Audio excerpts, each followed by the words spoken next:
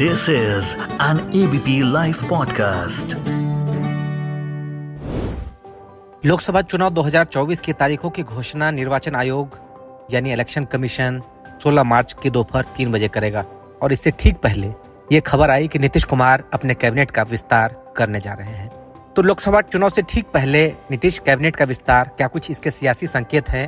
इस पर हमारे साथ इस वक्त बात करने के लिए बिहार की राजनीति को बेहतर से समझने वाले वरिष्ठ पत्रकार अरुण पांडे जी हैं। अरुण जी, स्वागत है आपका। सबसे पहला सवाल यही कि नीतीश के इस कदम को आप कैसे देखते हैं?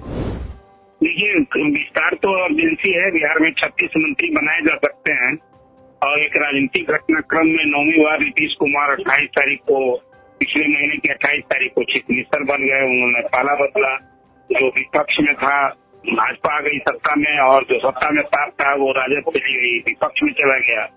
अब उस दिन 9 सदस्यीय कैबिनेट बनी थी, जिसमें सीएम बने, 2 डिप्टी सीएम बने और एक मांझी के लड़के बने, एक निर्दलीय बना और 3 जेडीयू का मंत्री बना था, एक बीजेपी का मंत्री बना। अभी विस्तार चलता गया। 12 फरवरी को असेंबली में फ्लोर टेस्ट में शक्ति परीक्षण होता, वो एक राजनीतिक घटनाक्रम हुआ। दोनों तरफ से एक ऐसी स्थिति हो गई कि पता नहीं है नीतीश सरकार बचेगी कि जाएगी।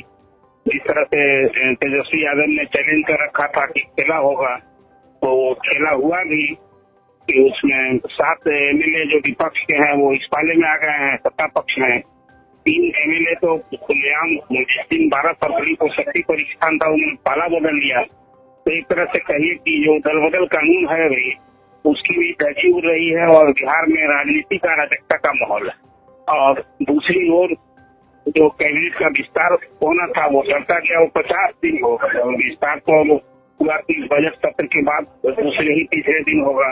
मुख्यमंत्री चले गए, एक सप्ताह के दौरे के बाद लौटे हैं, तो वो विस्तार कल ही होना था, ये चर्चा थी। तो हुआ कि नीतीश कुमार तो अकेले भी जेडीयू के सब कुछ है, ऑल इन ऑल सीएम भी है, अध्यक्ष भी है, उन्हें तो किसी से परामर्श करना नहीं और कोई नया चेहरा को शामिल नहीं करना था। सभी पुराने चेहरे होंगे, एक ऐड होंगे उसमें विधानसभा के उपाध्यक्ष महेश्वर हजारी जो जिन्होंने इस्तीफा दिया है, उनसे इस्तीफा कराया गया है और उनकी जगह यहाँ नरेंद्र नारायण यादव जो कोविड मंत्री थे जेडीयू के, उनको बना दिया गया डिप्टी स्पीकर। तो महेश्वर हजारी एक नया नाम होगा।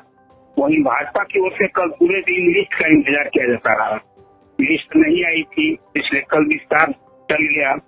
आज विस्तार होने की बात हुई थी, तो आज गवर्नर पहले से शेड्यूल था उनका। गवर्नर आज पटना से बाहर हैं, वो गए थे, वहाँ बैठक थी कैबिनेट की। वो लौटेंगे 4 बजे तक और 4 बजे आज कैबिनेट की बैठक है। तो विस्तार तो होना ही होना है, लेकिन अभी तक कोई ऑफिशियल घोषणा नहीं हुई है कि ये विस्तार 4 बजे होगा कि 5 बजे होगा। मुझे लगता है कि आज विस्तार हो जाएगा, इसलिए चुनाव आयोग ने विस्तार आज हो जाएगा किसी समय। लेकिन 16 मार्च को इलेक्शन कमीशन की तरफ से लोकसभा चुनाव की तारीख का ऐलान भी होगा। यही मैं कह रहा हूँ कि चुनाव आयोग ने 16 मार्च को 3 बजे दिल्ली में प्रेस कॉन्फ्रेंस बुला ली है, जिसमें चुनाव तारीखों का ऐलान करेगा। उसके पहले मुझे लगता है कि बिहार मंत्री का विस्तार हो ही जाएगा। हालांकि आचार संहिता लागू हो जाएगी तो अभी उसमें विस्तार से नहीं मतलब है, विस्तार तब भी किया जा सकता है।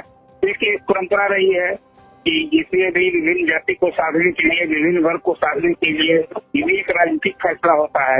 इसलिए पार्टियां इस समय बचती हैं कि हाँ, जब आचार संहिता लागू हो जाए तो विस्तार न होगा। इसलिए मुझे लगता है कि आज हर हालत में नहीं तो कल फर्स्ट हाफ में होगा, लेकिन मुझे लगता है आज हो जाना चाहिए विस्तार। जैसा मैंने आपसे कहा कि 9 लोगों से काम चलाया जा रहा है अभी, और बिहार में 40-41 विभाग हैं।